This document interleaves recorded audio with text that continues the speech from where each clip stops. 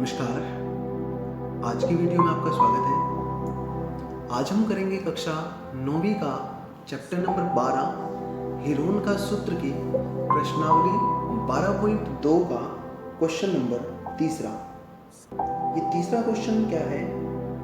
इसमें हर आकृति, लगभग हर आकृति का हम क्षेत्रफल निकालेंगे। ये एक जहाज की आकृति है। चलिए पहले आप देख लीजिए आकृति उसे। तीसरा क्वेश्चन जो है कि राधा ने रंगीन कागज से एक हवाई जहाज का चित्र बनाया जैसा कि आकृति में दिखाया गया है। प्रयोग किए गए कागज का कुल क्षेत्रफल ज्ञात कीजिए। तो देखिए ये हमारा एक हवाई जहाज बनाया है राधा ने। इसके अंदर लगभग सभी आकृतियां हैं। एक दो आकृतियों को छोड़ दें यदि हम, तो बाकी क्षेत्रफल की त्रिभुज है हमारे पास, यानी विषमबाहु त्रिभुज है, समकोण त्रिभुज है, आयत और समलंब भी है। तो देखिए ये पूरा हवाई जहाज है, 5 भागों में विभक्त है, पहला, दूसरा, तीसरा, चौथा और पांचवा। तो चलिए पहले हम इसका क्षेत्रफल निकालते हैं बाय पार्ट, यानी पहले पार्ट का, फिर दूसरे पार्ट का, इस प्रकार से। तो हम शुरू करते हैं। पहले भाग 1 का क्षेत्रफल निकालेंगे हम। चलिए लिखते हैं भाग 1 का क्षेत्रफल। अब इसे निकालने के लिए देखिए ये त्रिभुज है हमारे पास। त्रिभुज कैसी है ये 5 है, यहाँ 1 है, ये 5 है। तो हम इसका फिगर बना लेते हैं पहले। चलिए देखिए, यदि देखें तो ये एक समद्विबाहु त्रिभुज है, परंतु हम इस चैप्टर में विषमबाहु त्रिभुज यानी कि हिरोन का सूत्र का प्रयोग कर रहे हैं। तो उसी सूत्र की मदद से इसका क्षेत्रफल निकालेंगे। तो देखिए लिखेंगे क्या कि त्रिभुज की पहली भुजा,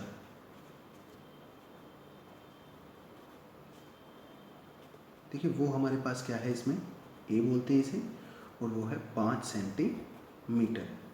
इसी प्रकार से दूसरी भुजा बी है 5 सेंटीमीटर, और इसी प्रकार से तीसरी भुजा दी हुई है 1 सेंटीमीटर।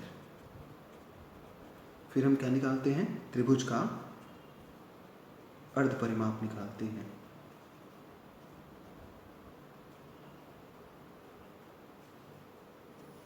तो वो क्या होता है, S A plus B plus C बटे में 2। तो ए का मान हमारे पास है 5, बी का मान 5, सी का मान 1/2, यानी हमारे पास है 11/2 सेंटीमीटर। यह आया हमारा त्रिभुज का अर्ध परिमाप पहले भाग की। तो उसके बाद हम निकालेंगे क्षेत्रफल। तो लिखेंगे क्या, हिरोन के सूत्र द्वारा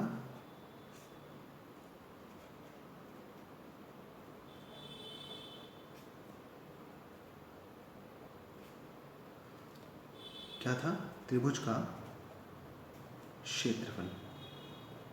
तो वो क्या होता है, s into S minus A into S minus B into S minus C, सारे का वर्गमूल। तो देखिए यहाँ से s का मान है 11/2, 11/2 माइनस a का मान है 5, 11/2 माइनस b का मान भी 5, और 11/2 माइनस c का मान है 1, इस सारे का वर्गमूल। तो देखिए इसको यदि हल करें तो 11/2, यहाँ से लघुत्तम लेंगे 2 आएगा, यह आएगा 11 माइनस 10। इसी प्रकार से यहाँ 11 माइनस 10/2, यहाँ लघुत्तम लेंगे तो 2 आएगा, तो 11 माइनस 2/2, और इस सारे का वर्गमूल। तो इसको यदि हल करते हैं तो क्या आएगा, 11/2 गुना 1/2 गुना 1/2 गुना 9/2। तो हमारे पास देखिए क्या आ गया, क्या आ गया हमारे पास 11 गुना 9 का करेंगे तो 3 गुना 3, और नीचे हमारे पास है 2 गुना 2 गुना 2 गुना 2, इस सारे का वर्गमूल। अब वर्गमूल निकालते हैं तो क्या करते हैं, जोड़े बनाते हैं, यानी 1/2, 11/2, 1/2, 1/2 और 9/2। तो यहाँ से आ गया 11 गुना 3 गुना 3, 2 गुना 2 गुना 2 गुना 2। तो देखिए 3 बाहर आ जाएगा, 2 2 बार है तो 4 बार है तो 2 बार आ जाएगा, और वर्गमूल 11 ऐसे का ऐसे रहेगा। तो हमारे पास देखिए क्या आ गया, 3/4 वर्गमूल 11। तो सबसे पहले वर्गमूल 11 यानी 11 का वर्गमूल निकालेंगे। वो होता है हमारा लगभग 3.3 के करीब करीब। तो 3.3 के करीब करीब होता है, इसको गुना कर लेंगे, 3 3 9, 3 3 9 बटे में 4, इसे भाग करेंगे तो 4 दूनी 8, पॉइंट 1 बचा, और ये आएगा 1.9 यानी 4 चौके 16, फिर 3 4 7 28 यानी लगभग 2.5 के करीब हो जाएगा। तो हम लिख देंगे 2.5 वर्ग सेंटीमीटर। ये हमारे पास आ गया पहले भाग का क्षेत्रफल, यानी भाग 1 का क्षेत्रफल या 2.5 वर्ग सेंटीमीटर। फिर हमें निकालना है दूसरे भाग का क्षेत्रफल, तो उसके लिए दूसरे भाग का फिगर बना लेंगे।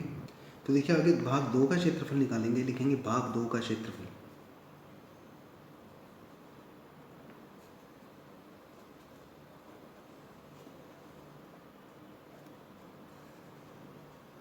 तो देखिए ये एक आयत की आकृति है, तो लिख देंगे कि आयत की लंबाई बराबर है 6.5 सेंटीमीटर और आयत की चौड़ाई वो हो जाएगी आपके पास 1 सेंटीमीटर। तो आयत का क्षेत्रफल निकालना है, क्या होता है, लंबाई गुना चौड़ाई। लंबाई है हमारे पास 6.5, चौड़ाई है 1, तो हमारे पास क्षेत्रफल आ जाएगा 6.5 वर्ग सेंटीमीटर। और ये किसका क्षेत्रफल आ गया, भाग 2 का क्षेत्रफल। तो कितना आया, 6.5 वर्ग सेंटीमीटर। इसके बाद हम करेंगे पार्ट नंबर 3, 4 और 5 का क्षेत्रफल। तो भाग 3 का क्षेत्रफल कराने से पहले मैं बच्चों को कराता हूँ भाग 4 का क्षेत्रफल। उसका कारण क्या है, जो भाग 3 है उसमें बच्चे कई बार गलतियाँ कर जाते हैं, तो उससे बेटर हम क्या करते हैं, भाग 4 जो कि आसान है इसलिए पहले 4 और 5 का क्षेत्रफल निकाल देते हैं।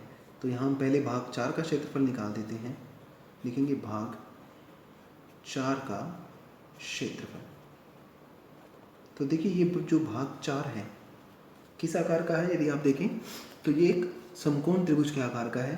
तो यहाँ लिख सकते हैं आप कि समकोण त्रिभुज का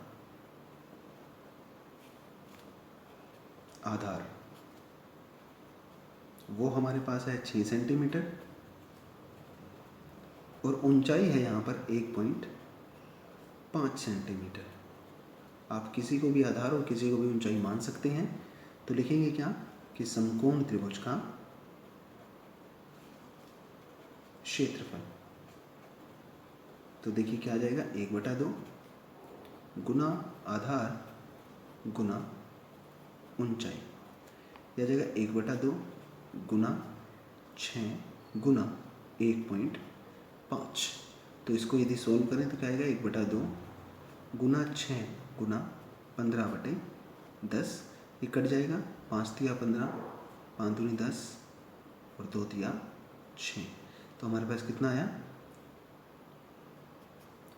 3 तिया 9/2 यानी 4.5 वर्ग सेंटीमीटर। ये भाग 4 का क्षेत्रफल आया, यानी भाग 4 का क्षेत्रफल।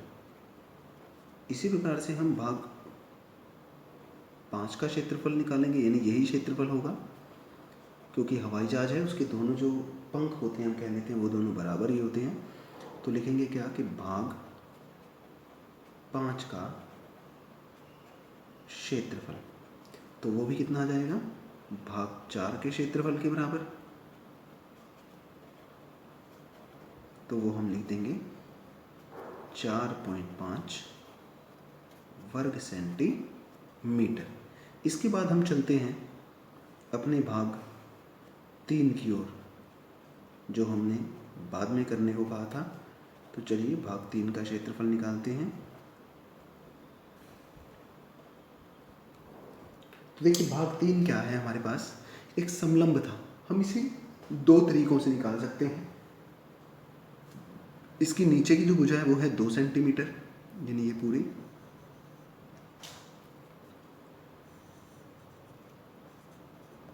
और जो ऊपर की भुजा है वो 1 सेंटीमीटर है, ये भी 1 सेंटीमीटर, ये भी 1 सेंटीमीटर। दो तरह से हम इसका क्वेश्चन निकाल सकते हैं। या तो हम क्या करें कि इसका एक लंब खींचें, त्रिभुज का क्षेत्रफल निकालें और वहाँ से ऊंचाई निकाल दें। या इस क्वेश्चन को हम लोग आसानी से कर सकते हैं, इस तरह का क्वेश्चन जो होता है जिसमें 3 भुजाएं बराबर हों और चौथी भुजा उनकी दुगनी हो, तब हम इस तरह के इसको हम आसानी से निकाल सकते हैं। किस प्रकार से, हम क्या करेंगे, पहले इसको नाम दे देते हैं A B C D। फिर पहले D से DM समांतर खींचते हैं,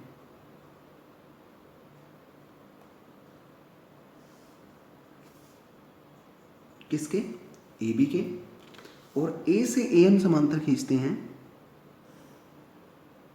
CD के। ये एक तरह से रचना है, तो आप इसको डॉटेड भी कर सकते हो, तो इस तरह से हम डॉटेड भी कर सकते हैं इसे। अब देखिए, क्योंकि DM समांतर AB था और BC AD के समांतर है, तो ये भी 1 सेंटीमीटर आ जाएगा और ये भी कितना आ जाएगा, 1 सेंटीमीटर। अब यदि देखें तो हमारा जो समलंब था वो 3 समबाहु त्रिभुजों के क्षेत्रफल में विभाजित हो गया है। क्यों? क्योंकि टोटल 2 था, यहाँ से ये आ जाएगा 1 सेंटीमीटर और ये भी क्या आ जाएगा, 1 सेंटीमीटर। तो इस प्रकार से हम एक समबाहु त्रिभुज का क्षेत्रफल निकालें और उसे 3 से गुना कर दें तो समलंब का क्षेत्रफल आ जाएगा।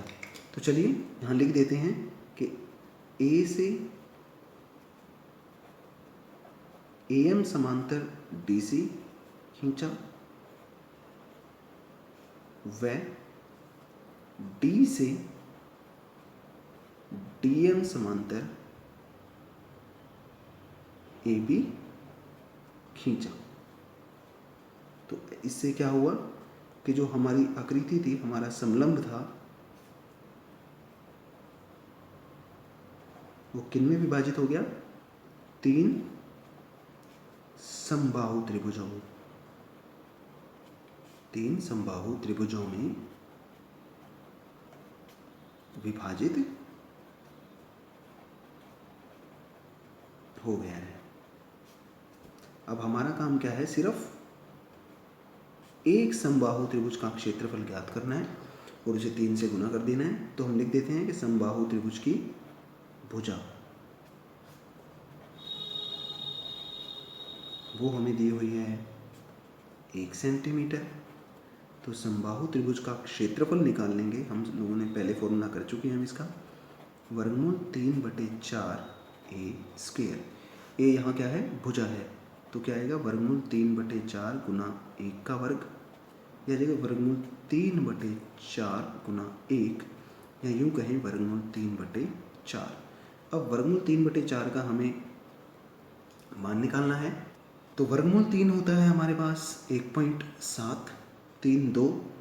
हम 1.7 लेकर इसको कर देंगे बटे में 4, तो लगभग आएगा ये 0.4, 4 चौके 16 बचेगा 1, 0.42 के करीब आ जाएगा ये। और इसके बाद ये हमारा आया, इसको लिख देंगे वर्ग सेंटीमीटर। ये 1 का आया, हमें समलंब का निकालना है, तो हम लिख सकते हैं समलंब का क्षेत्रफल वो क्या होगा, 3 समबाहु त्रिभुज थी, तो लिखोगे 3 गुना वर्गमूल 3/4 कहें या 0.42, आप इसे ऐसे लिख लीजिए, 3 गुना 0.42। तो ये हमारे पास आ जाएगा 3 दूनी 6, 3 चौके 12, यानी 1.26 के करीब। या फिर आप इसे लिख सकते हैं 1.3, आप इसको इतना ही रहने दे सकते हैं। उसके बाद हमें क्या निकालना है, कागज का क्षेत्रफल उसने कहा था, तो हम लिखते हैं कि कागज का क्षेत्रफल। तो क्या था देखिए, सबसे पहले भाग 1 का क्षेत्रफल, भाग 1 का क्षेत्रफल हमारे पास आया था 2.5 5 वर्ग सेंटीमीटर। भाग 2 का क्षेत्रफल आया था 6.5। भाग 3 का हमारे पास आया है 1.26 प्लस भाग 4 का क्षेत्रफल और 5 का क्षेत्रफल हमारे पास आया 4.5 प्लस 4.5। तो देखिए हम इस सब को जोड़ देते हैं, हमारे पास आएगा 4.5 और 4.9, 2 और 5 7 और 5 12, यानी 2 6.9 10, 10 और 6 16, 16 और 2 18, 18 और हासिल लगा था वो एक 19, यानी 19.26 वर्ग सेंटीमीटर ये हमारे इस कागज का क्षेत्रफल। तो आज के लिए इतना ही, बाकी के क्वेश्चंस करेंगे हम अगले वीडियो में। तब तक के लिए अपना ख्याल रखिए। धन्यवाद।